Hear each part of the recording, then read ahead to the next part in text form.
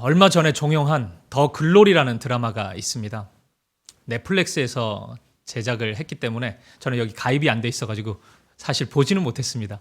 근데 유튜브에 들어가니까 한 5분, 10분으로 요약을 해가지고 보여주더라고요. 그거 좀 봤습니다. 학교 폭력 이야기더라고요. 어린 시절 폭력이 한 사람의 마음에 얼마나 큰 상처와 아픔을 가져다 주는지 이 문동훈이라는 한 청년을 통해서 보여주고 있는 드라마구나 이렇게 이해를 했습니다. 그리고 이 청년의 치밀한 복수 과정을 통해서 상처 입은 수많은 사람들이 힐링을 경험할 수 있겠구나 그렇게 또 이 드라마를 이해했습니다. 근데 문득 왜 이 드라마 제목이 더 글로리일까 이런 생각이 좀 들었어요. 영광, 영예 뭐 이런 뜻인데 학교 폭력 이야기인데 왜 제목을 이렇게 잡았지? 이런 궁금증이 있었는데 이 김은숙 작가 인터뷰를 제가 읽게 됐어요. 이 드라마 작가인데 이렇게 말을 하더라고요. 학교 폭력 피해자들은 현실적인 보상보다 가해자의 진심 어린 사과를 원하더라. 사과로 얻어지는 게 무엇인지 깊이 고민해 보았다. 피해자들은 사과로 무엇을 얻는 게 아니라 되찾고 싶었던 거였더라. 그리고 이어서 이렇게 이야기를 해요. 폭력의 순간은 인간의 존엄성, 명예와 같은 것을 완전히 잃게 된다. 사과를 받아내면서 비로소 원점이 되고 거기서부터 다시 시작할 수 있다. 피해자들의 원점이 되는 상태가 더 글로리인 것이다. 이 드라마에 나쁜 친구들이 좀 나옵니다. 박연진, 전재준, 이사라, 최혜정. 혹시 이 이름 가지신 성도님들은 놀라실 수 있는데 나쁜 사람들이에요. 이 친구들의 글로리, 이 친구들의 영광은 굉장히 저급합니다. 약자들을 향해서 자신의 힘을 과시하고 그런 약자들을 괴롭히는 것이 이 친구들의 10대 시간의 영광이었어요. 반면에 괴롭힘 당했던 이 문동훈이라는 이 친구의 영광은 진심 어린 사과를 받음으로써 마음을 회복하는 것. 그래서 내가 얼마나 고귀한 사람이고 사랑스러운 사람임을 확인하는 것이 영광이었습니다. 만약 가해자들이 그렇게 사과하지 않는다면 복수를 통해서 그들에게 고통을 안겨주는 것이 이 친구가 얻고 싶었던 글로리, 영광이었습니다. 이 드라마에 이런 장면이 있더라고요. 가해자인 박연진이 이 문동훈을 향해서 너무 치밀하게 막 복수를 해오니까 왜 이렇게까지 하냐? 이렇게 해서 네가 얻는 게 뭔데? 이런 질문을 하더라고요. 저는 이 장면을 보면서 제가 분명히 깨달았습니다. 이 박연진이라는 친구는 문동훈의 글로리를 절대 이해할 수 없구나. 문동훈이 왜 자기 인생을 걸고 이 일을 하고 있는지 조금도 이해하지 못하는구나 이런 생각을 했습니다. 같은 나이고 같은 학교를 다녔고 같은 시간을 보내고 있었지만 박연진은 문동훈을 절대 이해하지 못하는 겁니다. 히틀러와 보네포 목사님이 같은 시대에 있었단 말이에요. 히틀러 같은 사람은 보네포의 삶을 이해하지 못해요. 그냥 고개 숙이고 굴복하면 되는데 왜 목숨을 거냐고요. 왜 그렇게 비참하게 죽임을 당하냐고요. 왜 신앙을 그렇게 끝까지 지키냐고요. 히틀러 같은 사람은 이해하지 못하는 보네포의 영광이 있는 것입니다. 오늘 저와 여러분은 어떻습니까? 우리가 10주 동안 다니엘서를 살펴보고 있는데 다니엘이 추구하는 영광, 다니엘의 삶, 다니엘의 생각이 여러분들은 이해되고 깊이 공감되십니까? 다니엘의 삶을 이해하는 사람이 복된 사람이라는 생각이 들어요. 다니엘의 삶을 사랑하는 사람이 복된 사람이고 다니엘과 함께 그 믿음의 길을 걸어가는 사람이 복된 사람입니다. 그 복된 길을 걸어가는 저와 여러분 되시기를 간절히 소망합니다. 오늘 본문은 다니엘 시대 이후에 나타나게 되는 인간 역사의 몇 가지 영광을 우리에게 알려주고 있습니다. 어떤 면에서 보면 이 다니엘서 11장에 나타나는 영광은 모든 사람이 얻고 싶은, 쟁취하고 싶은 하나의 성공 신화라고 할 수 있습니다. 왜냐하면 이 세상의 힘과 권력을 다 얻어가고 있기 때문입니다. 그런데 참 아이러니하게도 모든 사람이 추구하는 이 영광의 길이 다니엘서의 이야기 속으로 들어오다 보니까 굉장히 허무하게 느껴집니다. 이 이야기가 이 세상에서 펼쳐지면은 성공신화인데 다니엘서에 들어오니까 허무하고 힘이 없게 느껴져요. 세상의 사람들이 추구하는 영광과 다니엘이 추구하는 영광이 그 궤를 전혀 다르게 하고 있기 때문입니다. 본문의 이야기를 좀 해보죠. 먼저 본문은 헬라 제국의 왕이었던 알렉산더 사후의 이야기를 매우 자세히 보여줍니다. 이 이야기의 정확성은 이 시대 세계 역사를 한 번이라도 읽어본 분이라면 놀라지 않을 수 없습니다. 왜냐하면 오늘 본문이 BC 303년부터 진행됐던 프톨레미 왕조와 셀류쿠스 왕조의 150년 전쟁을 정확하게 보여주고 있기 때문입니다. 그래서 어떤 분은 이 이야기를 다니엘이 쓴 것이 맞다면 그러면 성경을 믿지 않을 수가 없다. 이 미래의 이야기를 어떻게 이렇게 정확하게 세계 역사에서 있었던 이야기를 이렇게 기록할 수 있단 말인가. 성경은 진짜구나. 이런 고백을 하는 것도 제가 본 적이 있습니다. 내용은 이래요. 바벨론이 그랬던 것처럼 그토록 강성했던 페르시아도 헬라의 알렉산더 대왕 앞에서 무너지고 말았습니다.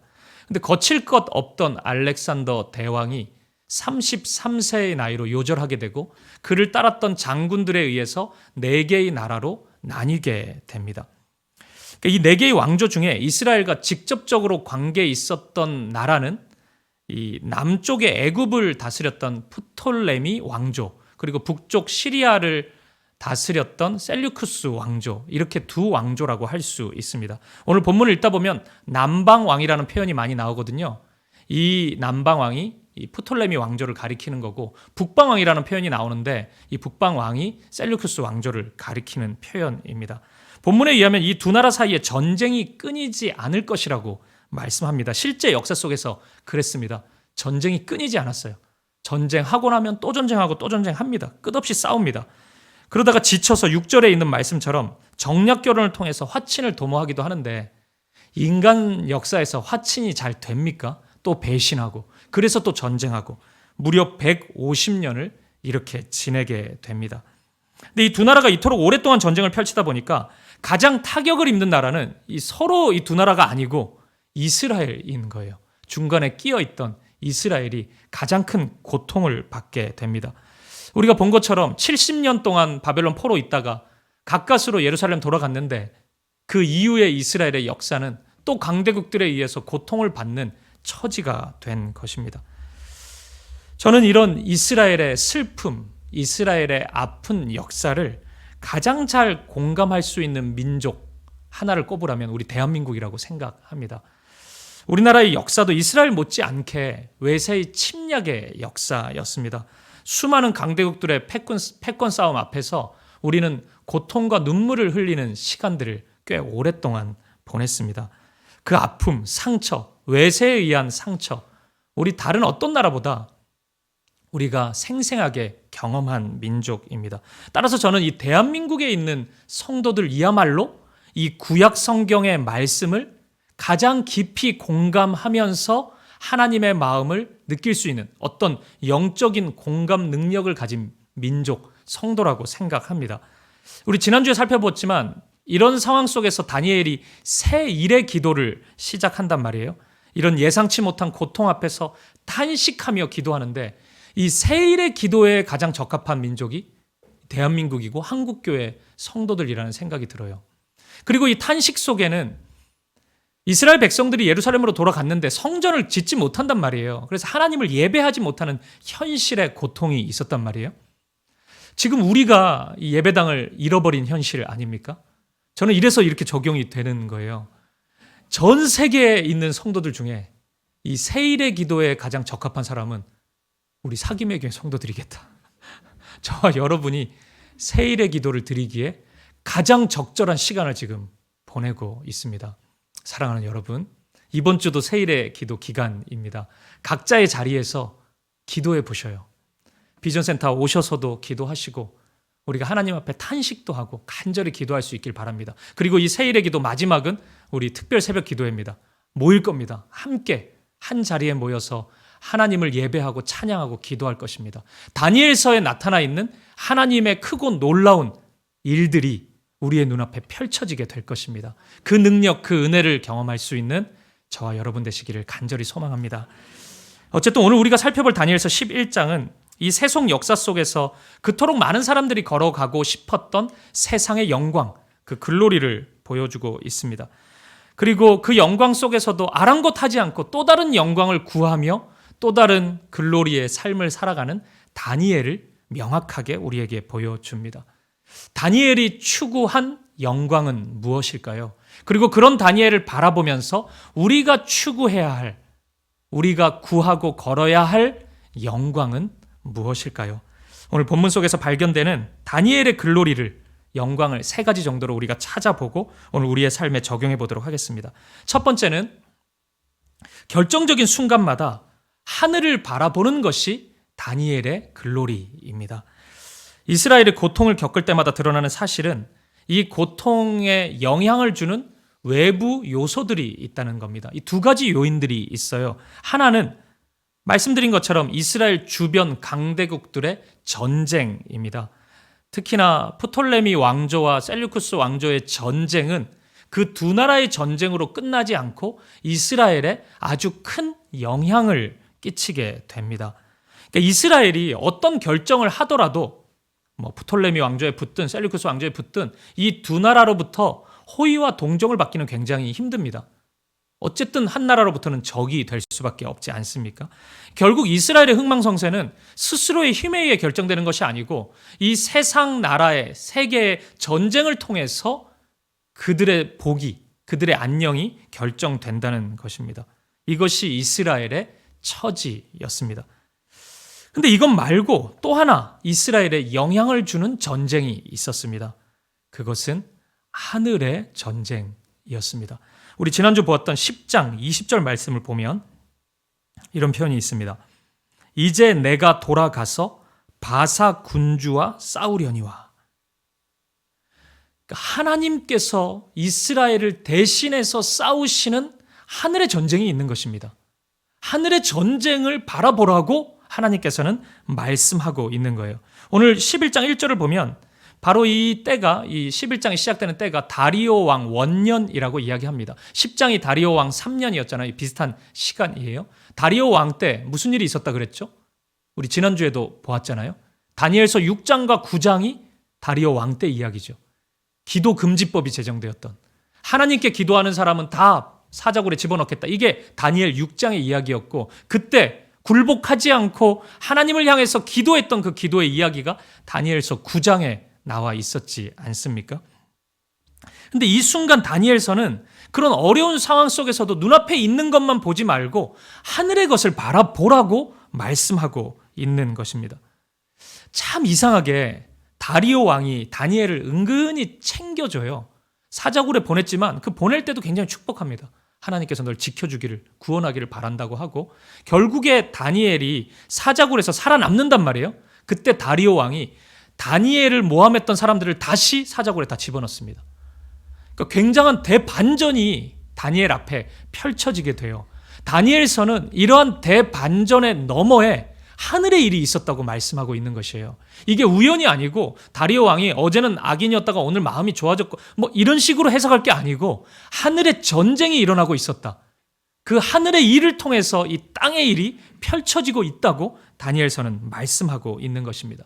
다니엘은 이 두 가지 중에 눈앞에 보이는 이 세상의 전쟁과 하늘의 전쟁 중에 하늘의 전쟁을 바라보고 주목하는 사람이었습니다. 세상의 모든 왕들은 이 복잡한 국제 정세 앞에서 어떻게 하면 강대국 줄 잘 서가지고 우리나라의 안녕을 꾀할 수 있을까, 이런 식으로 고민했겠지만 다니엘은 그 순간 하늘의 일을 바라보고 하늘의 전쟁에 주목하였던 것입니다. 눈앞에 있는 것만 쫓아가는 인생이 이 세상의 글로리라면 다니엘은 눈앞에 있는 것이 아니라 보이진 않지만 실제 일어나고 있는 하나님의 일을 쫓아갔던 사람입니다. 그것이 다니엘의 영광이었습니다. 사랑하는 여러분, 오늘 여러분은 무엇을 바라보고 있습니까? 여러분이 쫓아가고 있는 여러분의 영광은 무엇입니까? 지금 이 순간에도 여전히 눈앞에 있는 것만 바라본다면 어쩌면 우리는 영원히 눈에 보이지 않는 하나님의 것을 보지 못할지도 모르겠습니다. 땅의 것을 구하는 사람은, 그것만 구하는 사람은 하늘의 것을 보지 못하기 때문입니다. 하늘의 것을 볼 수 있는, 하늘의 것을 구할 수 있는, 그 영광을 바라볼 수 있는 저와 여러분 되시기를 간절히 축복합니다.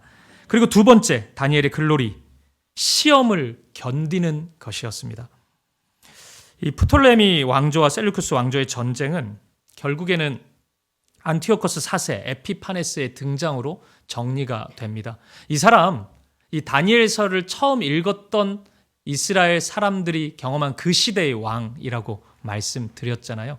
굉장한 악인입니다. 11장 21절에 보면 이런 표현이 있어요. 또 그의 왕위를 이을 자는 한 비천한 사람이라. 이 사람이 안티오코스 에피파네스를 가리킵니다. 그런 표현이에요. 여기서 비천하다는 것은 신분이 낮다 이런 의미가 아니라 존엄하지 않고 존경받을 구석이 없는 사람이라는 의미입니다. 이 사람이 이스라엘을 향해서 상상할 수도 없는 온갖 악행을 다 저지릅니다. 이 사람 입장에서는 이스라엘이 늘 한결같이 자기 편을 좀 들어줬으면 좋겠는데 이게 이스라엘 입장에서 그게 쉽나요? 이게 외교라는 게 이제 여기도 좀 갔다가 저기도 갔다가 이런 줄타기를 하게 되죠. 이 외교라는 게 결국에는 자국 중심이니까 이 사람은 그게 불만이었겠죠. 그러니까 이스라엘을 괴롭히기 시작합니다. 온갖 분노를 이스라엘에게 다 쏟아냅니다. 11장 28절 말씀을 우리가 한번 읽어보도록 하겠습니다. 시작. 북방 왕은 많은 재물을 가지고 본국으로 돌아가리니 그는 마음으로 거룩한 언약을 거스르며 자기 마음대로 행하고 본토로 돌아갈 것이며. 아멘. 여기서 북방 왕이 안티오코스 4세 에피파네스입니다. 그러니까 재물을 가지고 본국으로 돌아간다. 이 표현은 이 남방 왕이라고 할 수 있는 애굽을 공격하고 거기서 많은 재물을 약탈해서 지금 시리아로 돌아간다는 것을 의미합니다. 근데 그 다음 표현이 흥미로운 거예요. 이렇게 기록되어 있잖아요. 마음으로 거룩한 언약을 거스르며 자기 마음대로 행하고 본토로 돌아갈 것이다. 이렇게 말씀합니다. 그러니까 이 표현은 철저히 이스라엘 입장에서 지금 기록된 거죠. 거룩한 언약이라는 것은 이스라엘 입장에서 말씀이잖아요. 그러니까 쉽게 풀어보면 돌아가는 길에 예루살렘 들러가지고 온갖 악행을 저지른다. 뭐 이런 의미입니다. 이유가 있어서가 아니에요. 그냥 지나가다가 이스라엘 보이면 한 대 때리는 거예요. 그냥 악행을 저지르는 겁니다. 기록에 의하면 예루살렘에 들리면 예루살렘 성전에 있는 모든 하나님께 바쳤던 좋은 것들 다 가지고 왔대요. 그리고 예루살렘 그 성전 출입구에 있는 그 벽에 이렇게 금을 씌워놨었는데 그것까지 다 베껴가지고 다 약탈해 갔다고 합니다. 눈에 보이는 여인들을 강간하고 사람들을 다 죽이고 그러면서 온갖 그 저주의 말들을 다 내뱉고 그렇게 이스라엘 백성들을 아프게 하고 나서 돌아갔다고 해요. 구약의 외경 중에 마카비서라는 책이 있는데 이 외경이라는 것은 성경은 아닌데 정경은 아닌데 그 시대에 쓰여진 문서기 때문에 역사적으로는 우리가 인정할 수 있는 그런 책들입니다. 마카비서 상서 1장 25절에서 28절을 보면은 이 상황을 이렇게 묘사하고 있어요. 이스라엘 방방 곳곳에는 큰 슬픔이 넘쳐 지도자와 원로들이 탄식을 하고 처녀 총각들은 기운을 잃었으며 여인들의 아름다움은 간 곳이 없었다. 신랑들은 슬픔에 잠기고 신부는 신방에 앉아서 탄식만 하였다. 온 땅은 주민들이 슬픔으로 초상집 같이 되었고 야곱의 집은 온통 수치로 뒤덮였다. 이런 상황이었습니다. 다니엘서는 이 모든 것을 미리 알고 있었던 겁니다. 이 세상에 어떤 사람이 이 세상의 영광을 취하는 과정 속에서는 때때로 하나님을 공격할 수도 있다는 것, 하나님을 조롱하고 하나님을 무시할 수도 있다는 것, 그것이 이 세상의 영광이고 이 세상의 길이라는 것을 다니엘서는 미리 말씀해주고 있는 것입니다. 왜냐하면 다니엘이 바벨론에서 매일같이 겪었던 일들이 이런 일이었기 때문입니다. 왕이 내려주는 밥 안 먹는다고 죽인다 그러고 무슨 절 안 했다고 풀무불, 사자굴 이런 데 들어가고 하나님께 기도하지 말라 그러고 이게 다니엘이 바벨론에서 겪었던 일상이었거든요. 그렇기 때문에 다니엘은 이 세상이 자신을 공격할 수 있다는 것을 알았어요. 믿음의 길을 걸어갈 때 시험 앞에 설 수 있다는 것을 알았다고요. 그래서 그런 공격이 찾아올 때 만나지 말아야 될 일처럼 여기지는 않았던 거예요. 다니엘은 마음으로 준비하고 있었고 그것을 받아들였던 것입니다. 그것이 다니엘의 영광이었고 다니엘이 추구한 글로리였던 것입니다. 믿음의 길을 걸어가다가 시험을 만나고 어려움을 겪는다는 것은 내가 이 믿음의 길을 잘 걸어가고 있다는 증거이기 때문에 다니엘은 그 고난을 영광스럽게 받아들일 수 있었어요. 다니엘에게는 그것이, 그 고난이 믿음의 훈장이었던 것입니다. 다니엘이 믿음을 지키지 않았다면 그 어려움 없었을 거예요. 밥 먹으면 되지 않습니까? 주는 거. 절하면 되지 않습니까? 기도 안 하면 되지 않습니까? 그러면 아무 일도 일어나지 않습니다. 그런데 다니엘은 그런 식으로 타협하면서 세상에 무엇을 얻는 것이 조금도 영광스럽지 않았던 것입니다. 다니엘에게 있어서 그것은 부끄러운 일이었지 결코 영광스러운 일이 아니었어요. 갈라디아서 6장 17절에 보면 사도가 이런 고백을 합니다. 내가 내 몸에 예수의 흔적을 지니고 있노라. 사도는 인생 가운데 수많은 고난과 고통을 당했습니다. 고문도 당했고, 그러니까 몸에 상처도 많고 기억 속에서, 마음 속에서 남아있는 상처의 아픔들도 있었을 겁니다. 그런 게 사도는 뭐라고 고백하냐면 예수의 흔적이라고 고백해요. 왜냐하면 예수를 따라가다가 남게 된 상처이기 때문에. 오늘 다니엘의 고백도 마찬가지입니다. 다니엘 같은 사람의 글로리가 바로 여기에 있는 것이에요. 제가 분당우리 교회에서 목회를 배울 때 숱하게 들었던 표현이 교역자의 디그니티였습니다. 이 디그니티가 뭐 품격, 품위 뭐 그런 거 아닙니까? 이런 얘기를 너무 많이 들었어요. 7년 전쯤으로 기억을 해요. 이 분당우리 교회는요, 그 매년 시간이 흐를수록 이 교역자들 사례를 주지 않습니까? 그걸 매년 1년이 지나면 조금씩 그 연차에 맞게 인상을 시켜 주었어요. 그러니까 당회가 그렇게 결정을 했고 또 재정부에서 그렇게 결정을 해서 그렇게 진행이 됐습니다. 근데 그해, 7년 전 그해 워낙 대한민국 경제가 어렵다 보니까 그걸 동결하기로 결의를 한 적이 있습니다. 근데 이게 이제 연초에 재직회를 하고 공동회를 열지 않습니까? 근데 이게 이슈가 되었던 거예요. 어느 집사님이 손을 들더니 사역자들이 이렇게 고생하고 애를 쓰는데 그 5만 원, 10만 원 그 못 돌려주냐? 누가 결정한 거냐 이거? 왜 결정한 건지 얘기를 해봐라. 이런 분위기가 지금 만들어진 거예요. 분당우리 교회 재직회 공동회에는 아무도 질문하지 않습니다. 그냥 있는 듯 없는 듯 끝나버려요 원래. 근데 이제 막 이런 질문들이 나오니까 굉장히 생소한 상황인 거죠. 동의하는 분도 계시고, 맞다, 올려줘야 된다, 뭐 이런 분도 계시고, 또 어떤 분들은 그만큼 어려운데 뭐 충분히 괜찮다, 뭐 이런 분도 있고, 굉장히 오랫동안 의견이 갈리다가 결국에는 그냥 인상하는 것으로 하자 그러면 그렇게 의견이 모아졌습니다. 근데 이찬수 목사님이 이 인상안을 거부했어요. 이상하죠? 뭐 가만히 있으면 올라가는데 이걸 왜 거부했을까요? 그러니까 이런 거예요.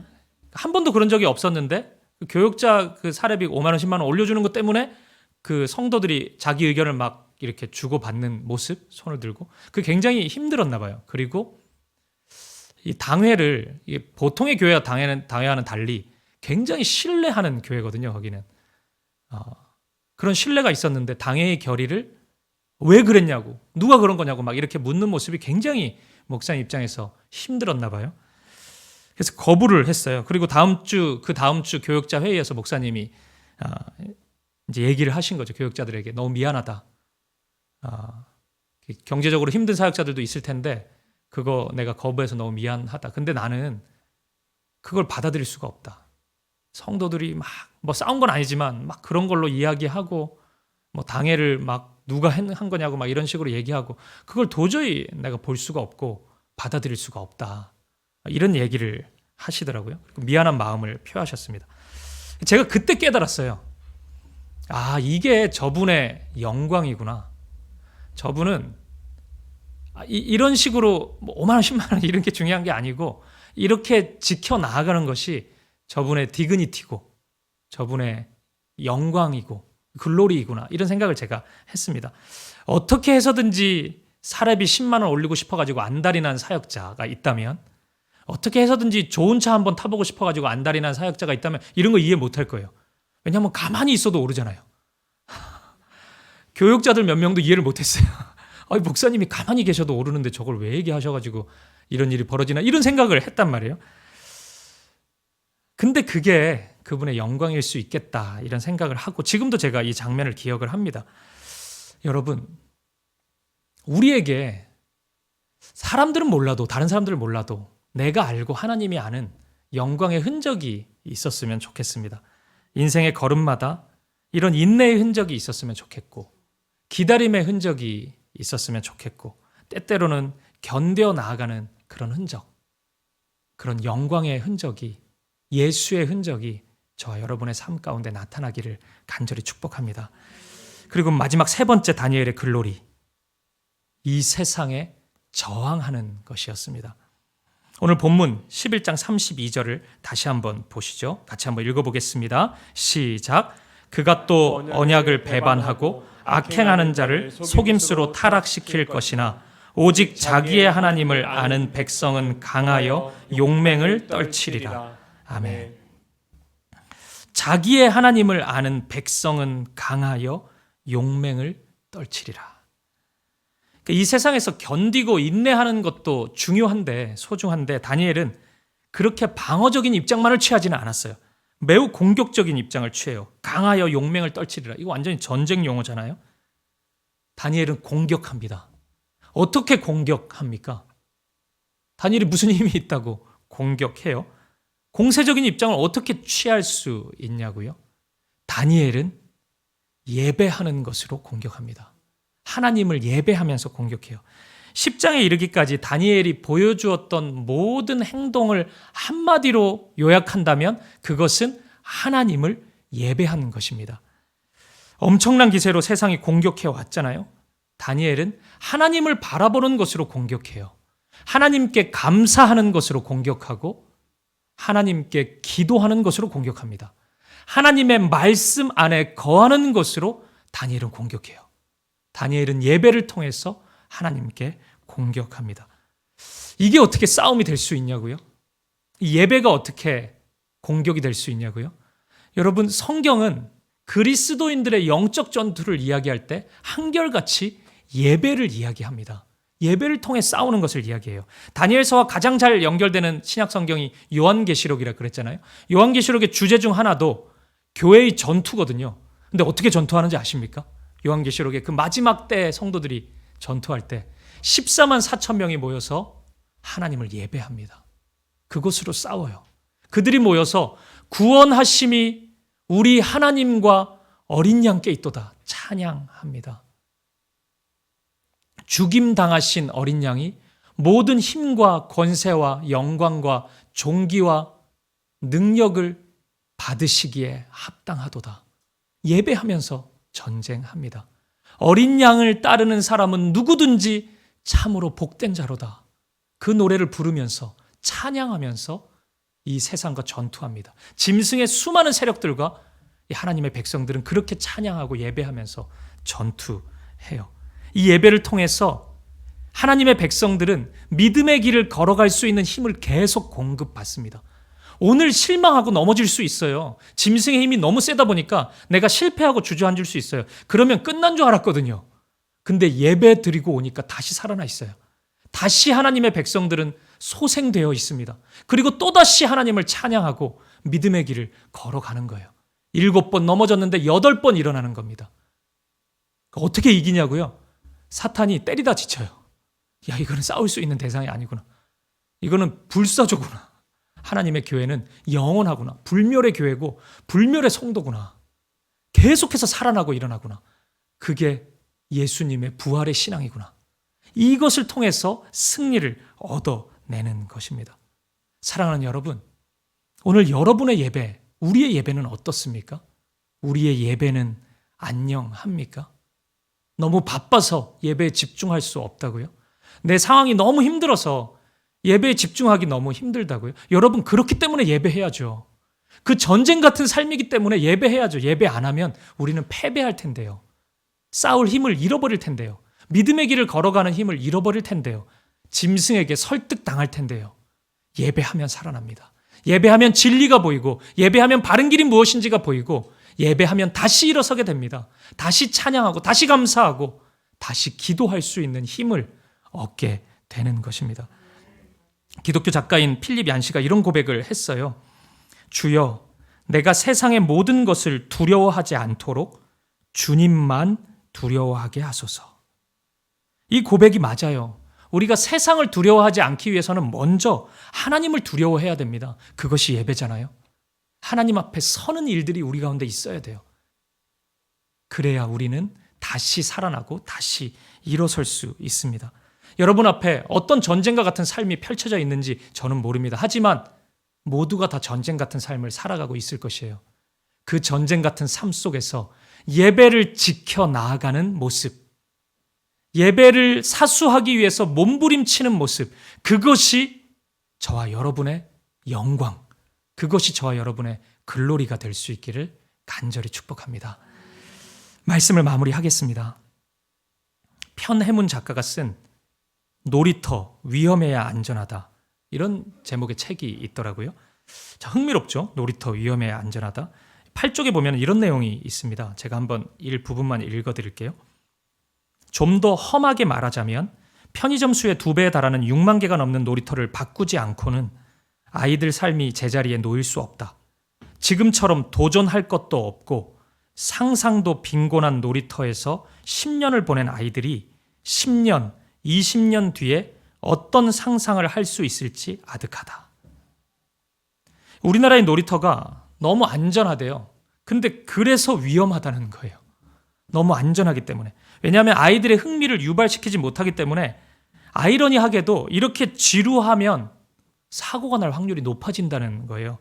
근데 작은 위험이 있고 놀이터에 작은 리스크가 있을 때 그것을 피하려고 아이들은 고도의 집중력을 발휘한다는 거예요. 자신의 몸을 돌보게 되고 더 성장할 수 있다는 것입니다. 놀이터 위험해야 안전하다. 역설적이지만 이게 맞는 것 같아요. 오늘 다니엘서가 말하고 있는 신자의 삶이, 우리의 삶이 딱 이 놀이터와 같습니다. 지금 예배 장소를 위한 이슈가 지난주부터 우리에게 나오게 됐는데, 제가 놀라운 걸 경험해요. 너무 많은 성도들의 마음이 모아지고 그리고 기도하기 시작해요.